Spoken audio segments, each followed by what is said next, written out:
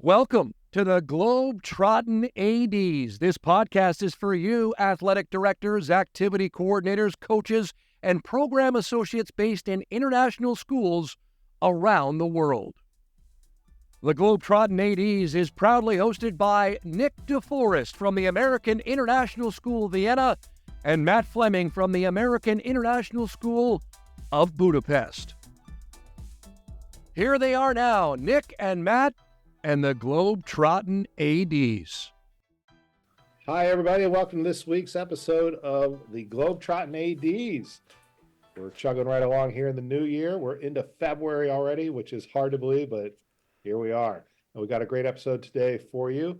We're going to be talking to John O'Sullivan and talk about his new book. And he's coming back to us. John is a repeat guest. He's from the Changing the Game project. He joined us back in October of 22, and we're talking about parents. So we're going to talk about similar things and sports and what's happening at the youth level as well as the high school level and how we can improve our programs. And we're happy to have him aboard with us.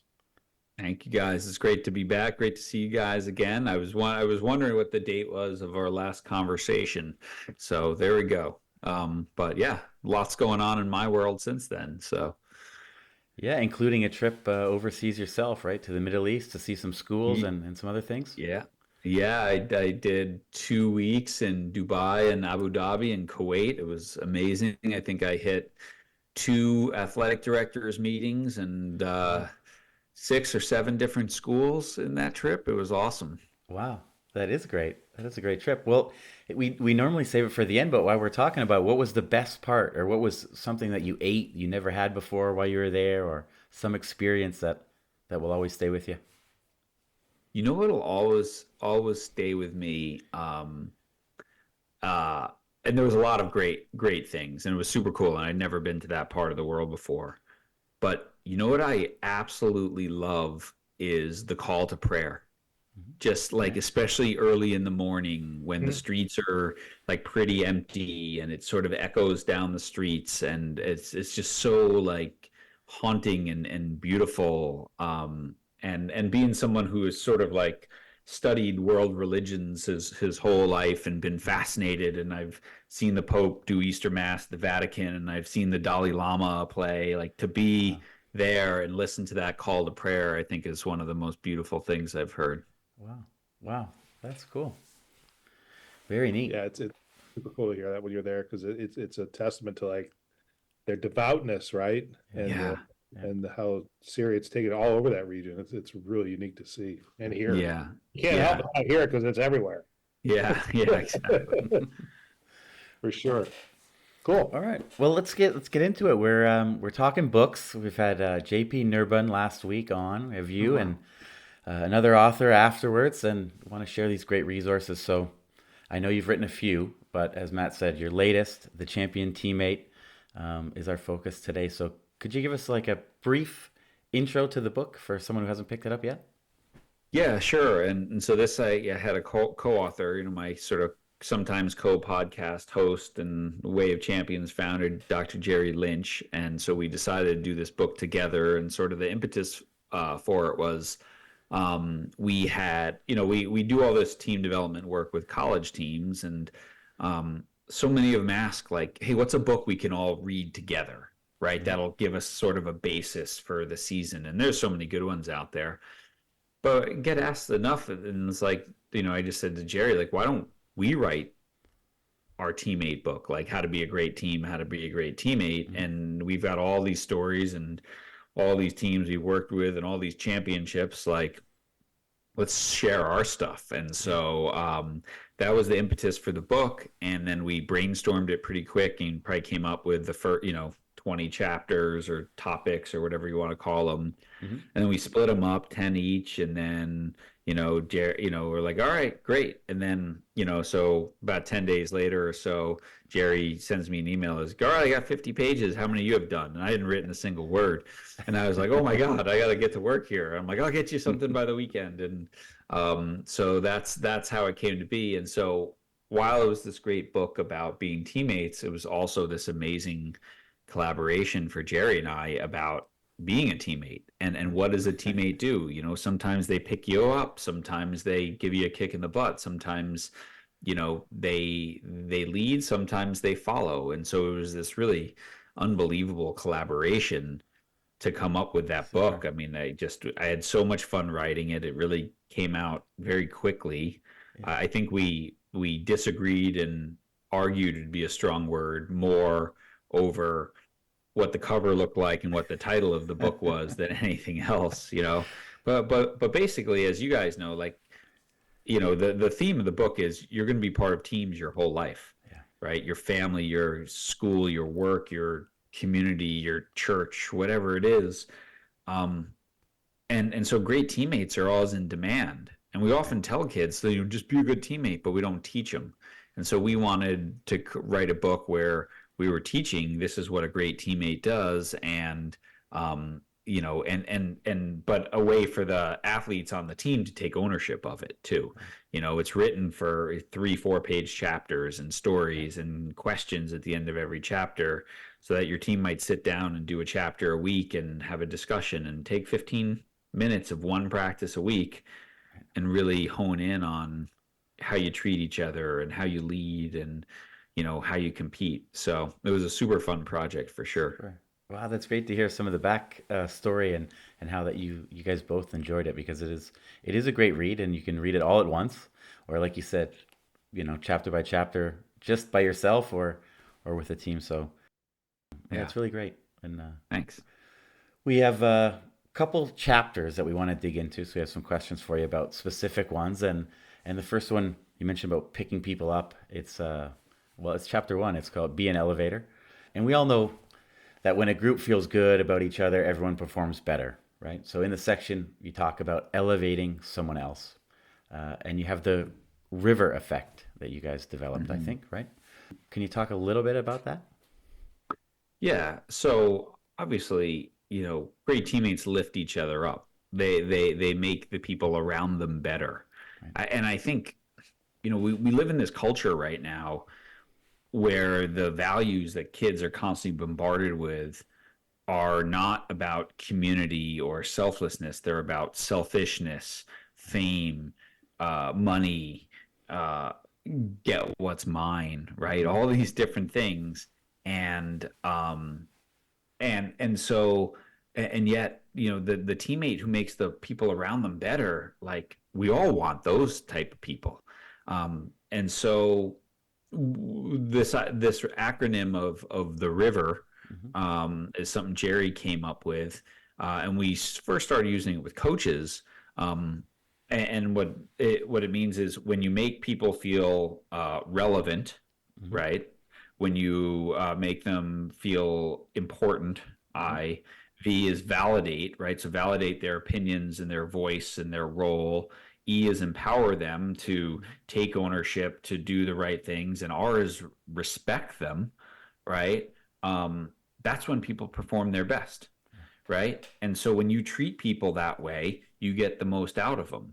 And by the same token, right, when people are like, well, you know, I don't buy that stuff, I'm like, well, do the opposite, right? Disrespect them. Don't give them ownership. Don't give them any power.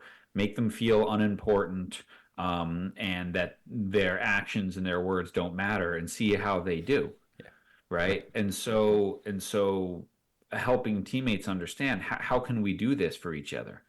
And oftentimes, right, that's not just, you know, your best players on your team, but the 14th guy in the bench of your basketball team, right? The 20th player on the soccer team. What is their role so that they realize that their words and actions matter and contribute to the overall good of the team?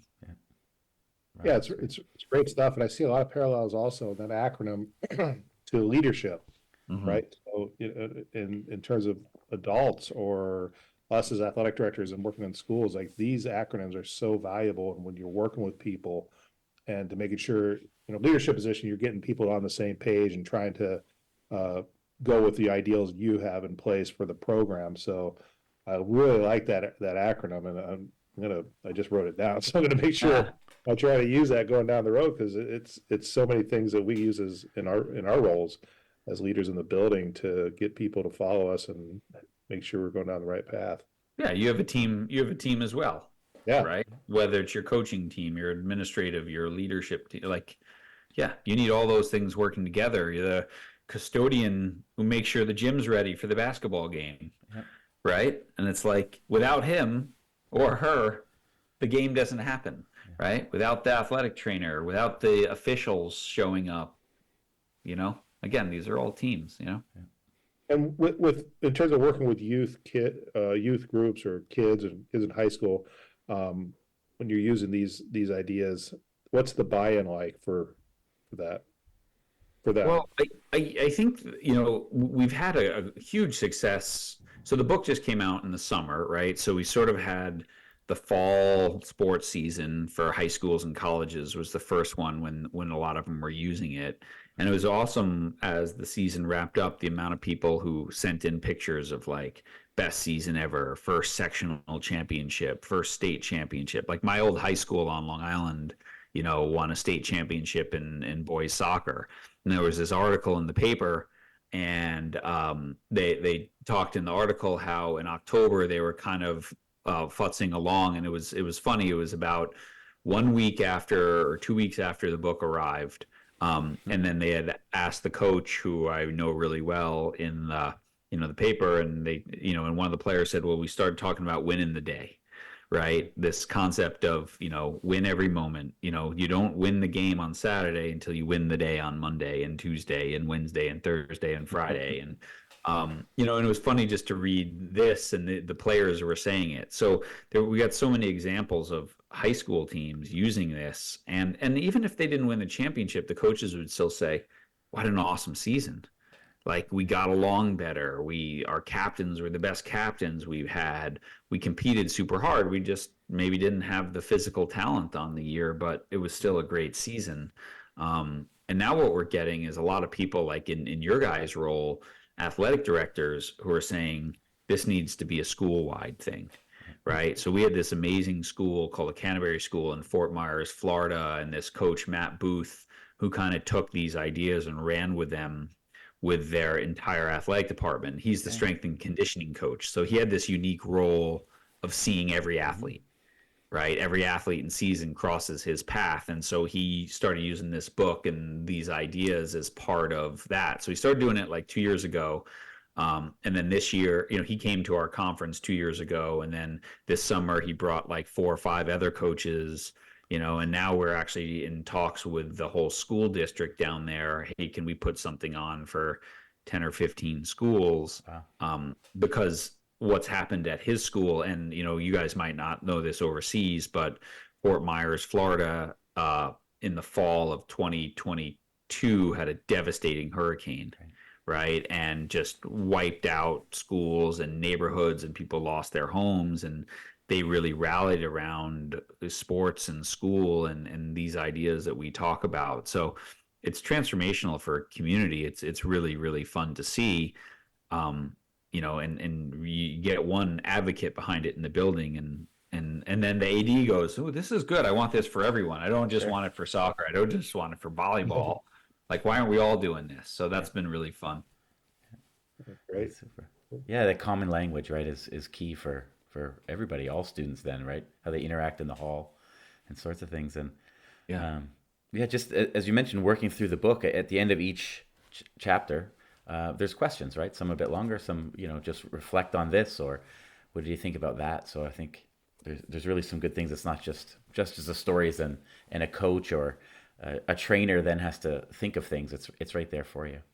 We want the kids to have a voice too. Yeah. Right? Like, we want them to sit down and say, okay, like we talk about these basic questions that we ask in a lot of chapters, right?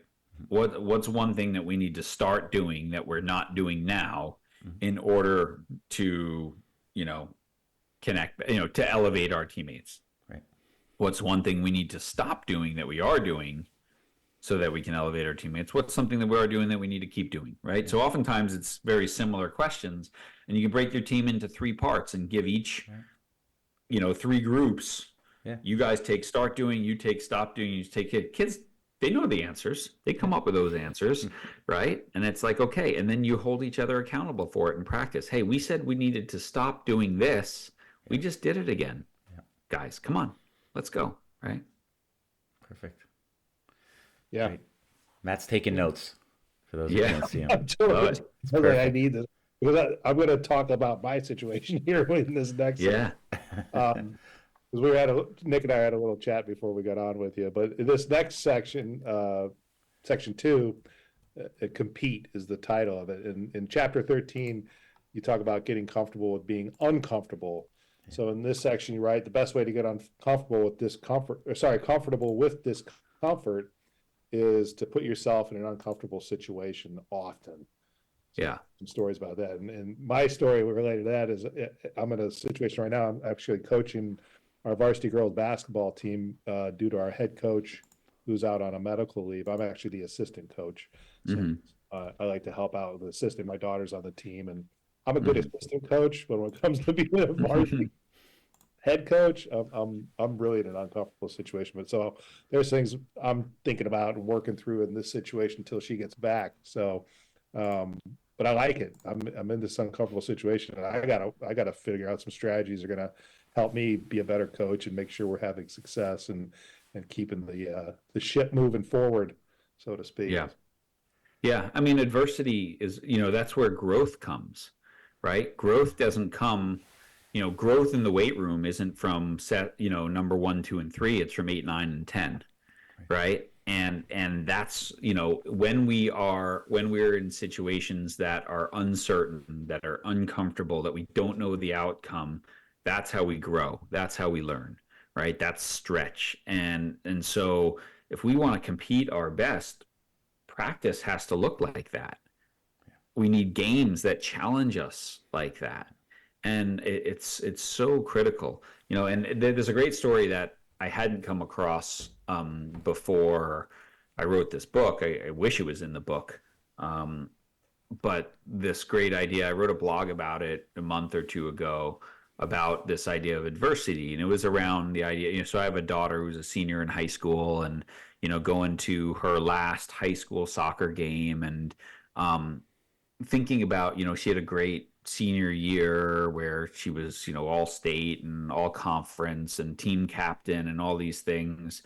But I just thought about all the adversity she faced all along. For many years, she was the youngest, she was the smallest, she was on the B team, and her mom and I didn't intervene and try to get the coach fired or whatever, which was good because I was the coach for a couple of those years. So, but it was like, I put my daughter on the B team because she didn't belong on the A team and she was disappointed and she wanted to be there. And it's like, well, you work and you do this and whatever. And then she finally made it. And when she made it, she was that much stronger and better for those adversity reps, right?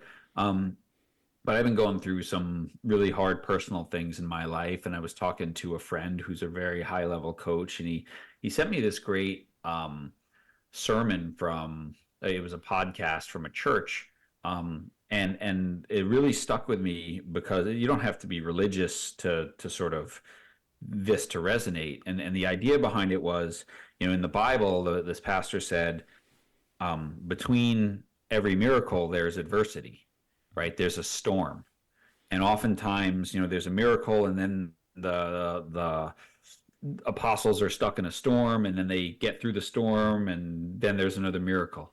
And he said, oftentimes we get stuck in the storm and we stop and our kids are struggling, our team is struggling, and we don't look at the storm as a space between two miracles, but we look at it at the end. And the pastor said something which I thought was super cool. He said, don't put a period where God put a comma.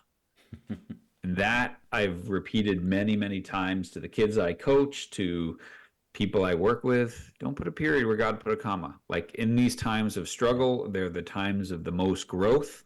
And if you get through them and you have faith that on the other side of this is growth and something good, then you're going to look back on this time of struggle as like one of the best things in your life. Sure. As hard as it is right now. And I think parents, we tend to protect our kids from those moments of struggle, and coaches, we get frustrated with our teams when we're in those moments. And athletes get frustrated and stuck in those moments and they quit. right? They're like, oh, I'm not getting better, so I'm out. I made the B team, so I'm out. And so I think, I just really feel so strongly that the greatest gifts that sport gave to me in life was not the easy times, it was the hard times. Right. Yeah. If things are easy, they don't end up being fun, right? It's No, even no. even just the games. And how do you have beating a joy team. without pain, right? Yeah. You need the opposite. Absolutely. Absolutely. Well, you get out of that when we come through those situations, right? And you have a chance to look back and reflect, then you see the value of what you were able to get through and build that self-confidence and realize that you could do it, right? And you're better off for it. Yeah. I mean, how many times have you guys cut, you cut a player from a team, right? And then they double down and they put in the work and the next year they make it. Yeah. Right. And that look on their face of accomplishment, it wasn't something that was given to them. It wasn't some hollow words. It was earned.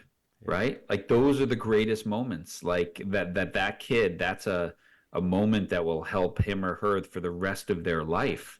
Right. But without the first disappointment, you can't ever have that feeling of satisfaction. And I think it's hard as a parent to watch your kids struggle, to watch the tears, to see the sadness. But that's when they need us the most to give them, perspective and life experience of like, this is your opportunity to grow. Right. Don't waste it. Yeah. Take it. Well, that's great. That's really good. Thanks for sharing that, John. We're definitely, even though this episode will come to a close at some point, it won't be a period because everyone needs to go get their hands on the book and keep this going. Thanks, man. But yeah, so you mentioned the Bible. You talked about another book that was a surprise to me. Chapter 22 is about a children's book. So there are no such things as dragons. And when the chapter started, I thought, oh, that's cool. Where's this going to go? But you talk about how that book can help teams.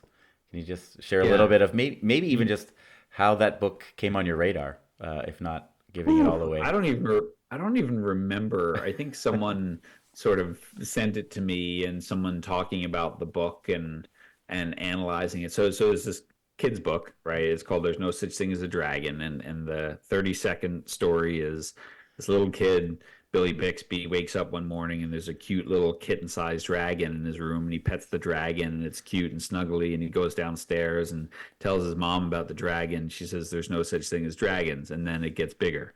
And then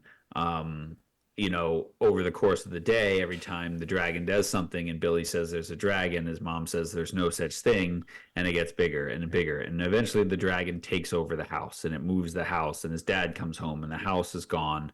And finally, at the end of the book, not to spoil it for everyone, but the little kid says there is a dragon. He's right there, and the mom and dad pet it, and it gets small and cute again, right? And the analogy and the idea is, I think, number one, we learn most everything we needed to learn in life in children's fables if we pay attention, right? But the idea is that when you have an issue, when you have a problem, and it's small, you have to acknowledge its existence. Yeah.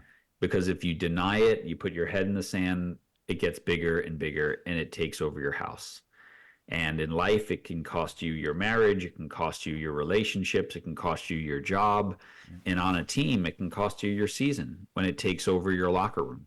And of all these teams I've worked with, some who've had incredible championship seasons, and Jerry as well, there's always a dragon. There's always a player personnel issue. There's a competing issue. There's a leadership issue. There's a connection issue. And what's amazing is our inclination oftentimes is to not pet the dragon. Yeah. So I like to read this to them and to teams, and I like to buy them like a little pet stuffy dragon that's cute, and it sits in the locker room. And it's like, if there's an issue, come up here and pet the dragon on the head and address it. And oftentimes, like, I get brought in by the coaches, like, okay, this is going on. And I remember one team, they're like, we're so sorry you're here right now. I'm like, this is exactly when I should be here. and I'm going to address this, and I'm going to talk to the players involved ahead of time, and I'm going to tell them I'm going to bring it up in front of the team, and I'm going to force an uncomfortable conversation to happen, because if we don't, it's not going away. Yeah. It's just getting worse. And it was super cool on one of the teams. There was an issue. We addressed it in the off season. It was hard. There was tears, but one of the central players involved in that this past fall was a first team All-American, finalist for the National Player of the Year, and had her best season ever. No way that would have happened with all the tension that was existing in some relationships. And I just, and so I just think this is life advice, right? If you guys as an athletic director have a coach who's constantly getting complaints or treating people poorly, you can ignore that at your own peril. Right. It's not going away. These are, this is an echo of our previous podcast. We were talking about transparency and having hard conversations. And, you do have to have those sometimes. It's not fun, but you have to realize that if you're going to identify an issue or a problem, you have to have those conversations and come up with a strategy, of course, to get through it, get through the other side. Yeah. No, for sure. 100%. And at the end, you're always like relieved. And oftentimes it's not as bad as you imagined it to be. Right. Yeah.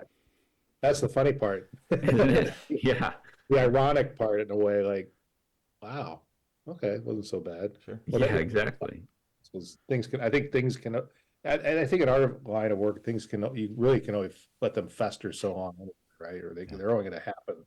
I think issues sometimes only have a shelf life of so long, right? Yeah, and then maybe they're not as front and center, but they're still there, right? You've eroded trust. You've eroded something, right, in the group that you don't get back. Right. So yeah, I mean, I would say that 9 times out of 10, when I have to have difficult conversations, how I play it out in my head ahead of time is far worse than it ever ends up being. Yeah, and I think when you're dealing with kids or teams of any age, they feel that it's way worse than it is, and for us, we can help them deal with it by talking about it, right? We've usually all been through that, and once they just get it out, it's not as bad as you both said as in your own head. And it's definitely harder as an adult, maybe in family or with your family. And usually we can help the kids quickly if we just talk about it. Yeah, 100%. Okay, so still in section 3 on leading, chapter 23 is titled "Learn to Serve." So something very hard for a lot of young athletes is being on the bench, of course, and watching the game, but that's still a big part of being on a team, right? You still have to be a bench person if it's necessary for you to make the starting role, if you're not the 6th person off the bench. But there's still a role for folks to have if they're on the bench. So can you talk about being a leader everywhere or nowhere? Yeah.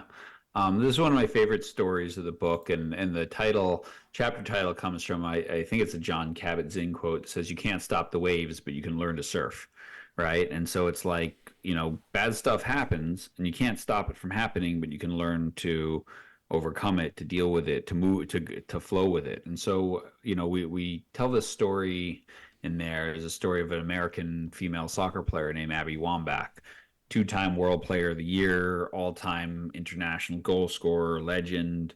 2015, it's her final World Cup. The only thing she's never won. She's won Olympic gold medals. She's won bronze medals in the World Cup, but never won that. So here she goes into the World Cup, and the coach, Jill Ellis, comes and says, "We're going to put you on the bench. We're not going to start you anymore." And Abby Wambach she's just devastated, right? How could you do this to me and whatever? And she said, for 24 hours, I was angry and I cried and I called people. And then I had this moment where I realized what I do next is going to define my entire career, my entire legacy, how I choose to do this. And she's like, and I had this revelation, like, if you can't be a leader from the bench, you can't be a leader anywhere.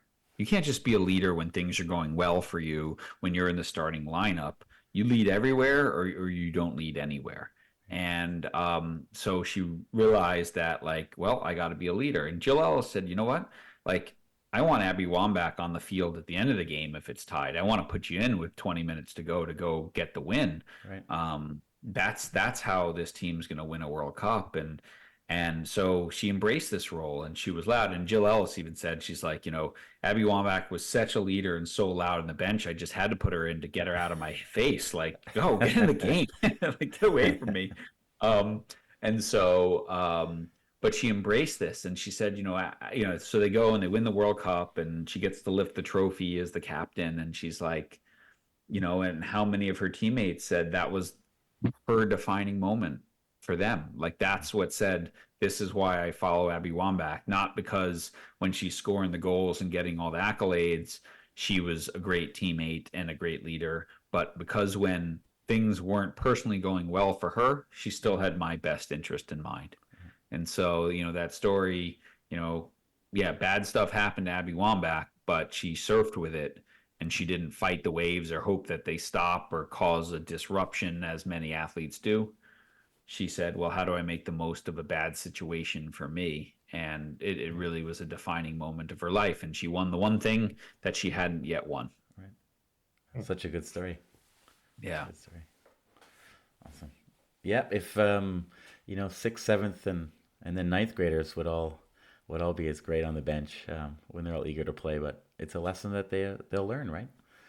Well, yeah, and I mean, and shouldn't we be intentionally teaching it? Absolutely. Right? Like, Yeah. this is the thing, to just assume someone without the emotional maturity is going to make the same adult decision as 35-year-old Abby Wambach did, when we have numerous examples of 35-year-old professional athletes making the exact opposite decision and disrupting their team and saying, look at me. Right? It's like, wow, what a great opportunity for that 6th grader, that 8th grader, that 10th grader, for us to teach as a team how to embrace your role, for us as a coach to have that conversation and saying, you still have influence in this moment. Right. Don't think that your influence doesn't matter because you're not starting. And you know what? Like, what if the person in front of you gets hurt? Are you going to be ready to jump in? Right. Or are you going to be like, oh, I need 2 weeks because I really haven't been training hard because I was on the bench, right?